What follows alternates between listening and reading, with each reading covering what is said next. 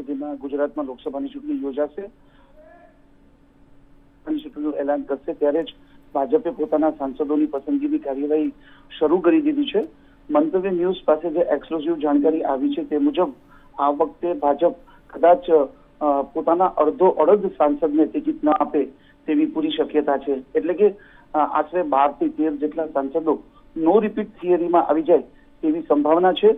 સૂત્રોની વાત માનીએ તો સૌરાષ્ટ્રના 3 સહિત ગુજરાતના 12 થી 13 જેટલા સાંસદોને ટિકિટ ન આપવામાં આવે તેવી પૂરેપૂરી શક્યતા છે।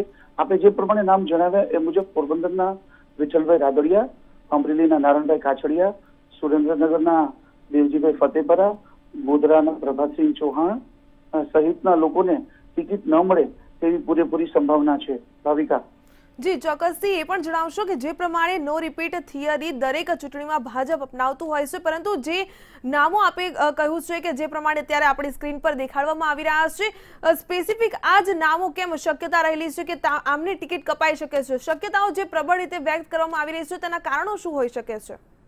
ભાવિકા, હું આપને જણાવી દઉં કે જે નામો ચર્ચાઈ રહ્યા છે એમાં કોઈને કોઈ કારણ તેમની અંગત લાઈફને લઈને અથવા તો તેમના પરફોર્મન્સને લઈને સામે આવી રહ્યા છે। જેવી રીતે આપણે વાત કરીએ પોરબંદરના વિઠ્ઠલભાઈ રાદડિયાની, તો વિઠ્ઠલભાઈ રાદડિયા જે વખતે ભાજપની ટિકિટ ઉપર ચૂંટાયા પછી છેલ્લા લાંબા સમયથી તેઓ નાંદોદુસ્ત તબિયતના કારણે પથારીવશ છે, એટલે આ નામ નીકળી જાય તેવી શક્યતા લોકો નિહાળી રહ્યા છે। તો વિઠ્ઠલભાઈ રાદડિયા નો રિપીટ થિયરીમાં આવી જશે।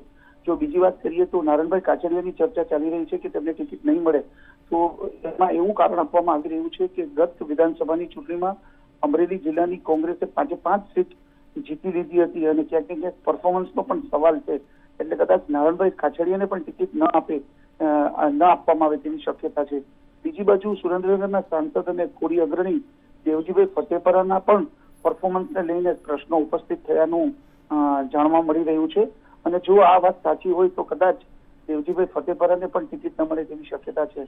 હવે આપણે અમદાવાદ પૂર્વની વાત કરીએ તો અમદાવાદ પૂર્વમાં અભિનેતા પરેશ રાવલ ગત ટર્મમાં સંસદ તરીકે ચૂંટાણા હતા, પરંતુ અમદાવાદ પૂર્વના વિસ્તારમાં એવી ફરિયાદ છે કે પરેશ રાવલે પોતાના એરિયા તરફ ઉપેક્ષા દાખવી છે અને આ ફરિયાદ હાઈકમાન્ડ સુધી પહોંચી છે, એટલે કદાચ હાઈકમાન્ડ પરેશ રાવલને પણ ટિકિટ ન આપે તેવી શક્યતા છે।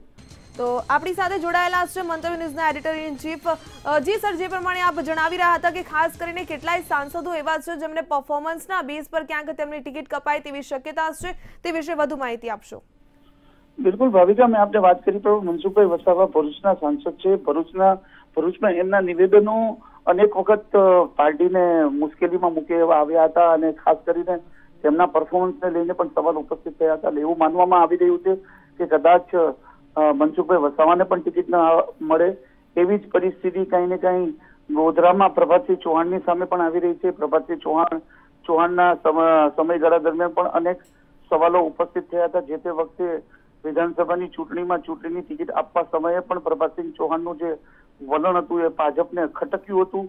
આવી જ કઈક પરિસ્થિતિ બનાસકાંઠામાં હરિભાઈ ચૌધરી સાથે પણ થઈ હોય એવું લાગી રહ્યું છે। હરિભાઈ ચૌધરી સામે સીબીઆઈને એક અધિકારીએ આક્ષેપ કર્યો હતો, એ પણ કોઈ લોકો ભૂલ્યા નથી। એટલે આમ ઓવરઓલ જોવા જઈએ તો દરેક સાંસદની આજુબાજુના રહેલા મુદ્દાઓ જ તેમને નો રિપીટ થિયરી તરફ લઈ જતા હોય એવું દેખાય છે।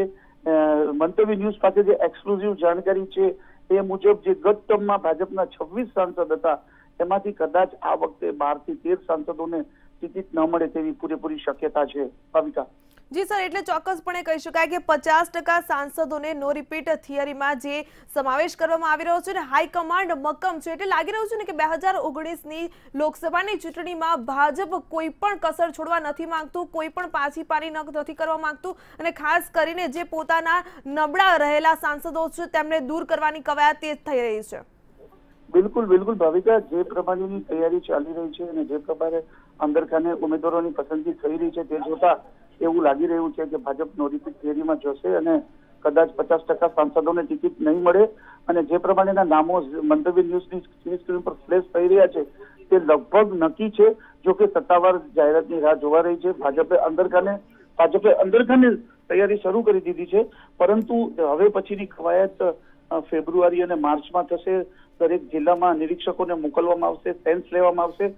અત્યારે જે આપણી પાસે માહિતી છે એ જે પ્રાઇમરી તૈયારી શરૂ થઈ છે અને ભાજપ દરેક ચૂંટણીમાં નો રિપીટ થિયરી અપનાવે છે, તે જોતા એવું લાગી રહ્યું છે કે કદાચ 50% સાંસદોને ટિકિટ નહીં મળે. ભાવિકા. જી ચોક્કસથી સર, વધુ માહિતી આપી તે બદલ તમારો ખૂબ ખૂબ આભાર. એક્સક્લુઝિવ જાણકારી જે મંતવ્ય ન્યૂઝ આપને પહોંચાડી રહ્યું છે એડિટર ઇન ચીફે, જેમણે સમગ્ર માહિતી એક્સક્લુઝિવ આપના સુધી પહોંચાડી છે. જે પ્રમાણે ગુજરાત ભાજપ આ વખતે લોકસભાની ચૂંટણીમાં એકાદ ડઝન સાંસદો છે તેમને ટિકિટ નહીં આપે.